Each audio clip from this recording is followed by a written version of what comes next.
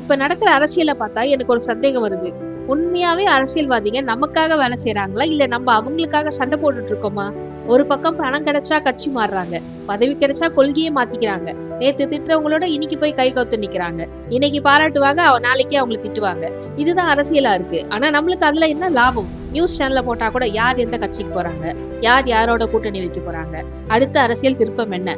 இதுதான் நாள் முழுக்க விவாதமா இருக்கு. ஆனா நம்ம மக்கள் பிரச்சனைன்னு வந்தா அத பத்தி பேசணும்னா அத்தி பூத்த மாரி என்னைக்குன்னா ஒரு நாள் பேச வேண்டியது. ஒரு கட்சி உடைஞ்சா நமக்கு என்ன கிடைக்க போகுது? ஒரு எம்எல்ஏ கட்சி மாறினா நம்ம வீட்ல என்ன மாற்றம் வரப்போகுது? மின்வெட்டு குறையுமா? வேலை வாய்ப்பு அதிகமாகுமா? விவசாயிங்க பிரச்சனை தீருமா? விலைவாசி தான் குறையுமா? எதுவுமே கிடையாது. அப்படின்னா நாம ஏன் அவங்களுக்காக சண்டை போடணும்? இன்னொரு விஷயம், இந்த அம்மா அரசியல், அண்ணா அரசியல், அப்பா தம்பி ஹீரோ அரசியல்லாம் இதெல்லாம் என்ன அரசியல்?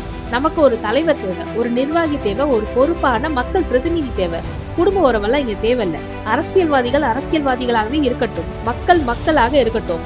நம்ம உணர்ச்சியை கட்டி போடுறதுக்காக உறவுகள் பேர்ல பயன்படுத்துறாங்க. அதை நம்ம தெரிஞ்சுக்கணும். ஏன்னா நம்ம குடிமக்கள், ரசிகர் கிடையாது. நம்ம வாக்காளர்கள், குடும்ப உறுப்பினர்கள் கிடையாது. அவர்களை நம்ம போய் அம்மா, அண்ணன், அக்கா, தம்பி, ஹீரோன்னு அழைக்கிறதுனால நம்ம வாழ்க்கை மாற போறது இல்ல. நல்ல ஆட்சி கொடுத்தாதான் மாறும். ஒரு விஷயம் மறந்துட்டோம். அவங்க நம்ம பணத்துலதான் அவங்க சம்பளம் வாங்கிட்டு இருக்காங்க. நமக்காக வேலை செய்யறதுக்கு தான் அவங்களை தேர்ந்தெடுத்திருக்கோம். நாம் அவர்களுக்காக அல்ல, அவர்கள் தான் நம்மளுக்காக. ஆனா இப்ப என்ன நடக்குது? புதிய கட்சி, பழைய கட்சி எல்லாரும் மக்களை விட தன் கட்சியை காப்பாத்துறதுதான் அதிக கவனம் செலுத்துறாங்க.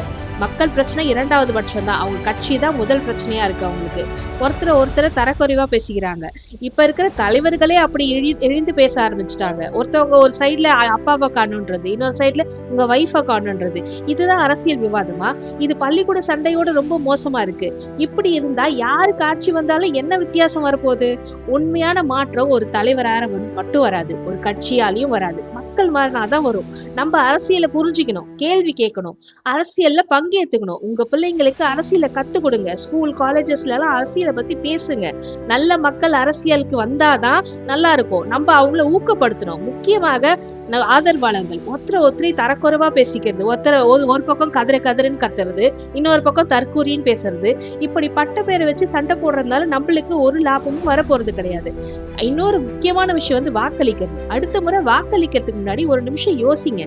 நீங்க வாக்களிக்கிற போற வேட்பாளர் யாருன்னு தெரிஞ்சுக்கோங்க. அவருடைய பின்னணி என்னன்னு தெரிஞ்சுக்கோங்க. அவர் மக்களுக்காக என்ன செய்ய போறாரு, என்ன செஞ்சிருக்காருன்னு தெரிஞ்சுக்கோங்க. இதெல்லாம் தெரிஞ்சுக்கிட்டு வாக்களிங்க. ஏன்னா வாக்களிக்கிறது மட்டும் உங்க டெமோக்ராட்டிக் ரைட் கிடையாது. கேள்வி கேட்கறதும் ஒரு டெமோக்ராட்டிக் ரைட்டு தான். நல்ல அரசியல்வாதிகளை எதிர்பார்க்கறதுக்கு முன்னாடி நல்ல குடிமக்களா நம்ம மாறணும். ஏன்னா நல்ல குடிமக்கள் இருந்த இடத்தில் தான் நல்ல தலைவர்கள் உருவாவார்கள். நன்றி, வணக்கம்.